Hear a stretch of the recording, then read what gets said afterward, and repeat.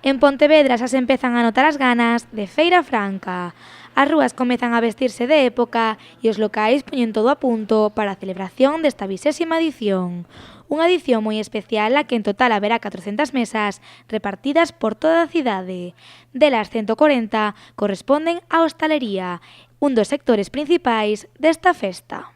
Todo o que sean festas que movan esa cantidad de xente, pois para a hostelería, pois como é o triatlón, como son outros eventos deportivos que pasan na cidade, pois son algo que veñen de maravilla. Ahora viene mucha gente de fuera, entonces sí se nota pues eso, que hay más gente que de lo normal y es como el cierre del verano en Pontevedra, la fiesta, la Feira Franca. A verdad que dá gusto que haxa estas festas porque benefician moito, sí.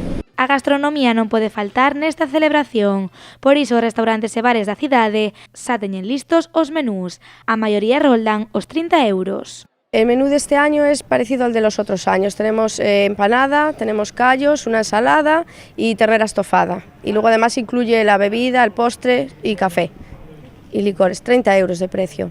Mantenemos un poco el menú del año pasado, un poco con 3 primeros y un segundo, y bueno, también nos adaptamos a opciones celíacas y vegetarianas. Empanada, langostinos 2 salsas, alioli y vinagreta, y después churrasco con patatas y criollo.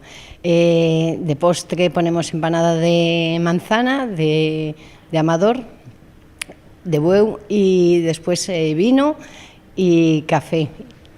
El precio son 32 euros. O menú que temos este ano é de primeiro empanada de atún, despois hai codillo con chorizo criollo en lonchas, patatas parisina e a bebida, que de bebida temos vaso de tinto de verano, refresco ou cerveza e despois postre, café, pan, chupito e todo eso costa 14,50. Ninguén se quere perder esta 20ª edición e iso notase na cantidade de reservas que hai xa para a comida e a cea. Este año nos dimos cuenta que la gente esperó un poquito al final para reservar mesa.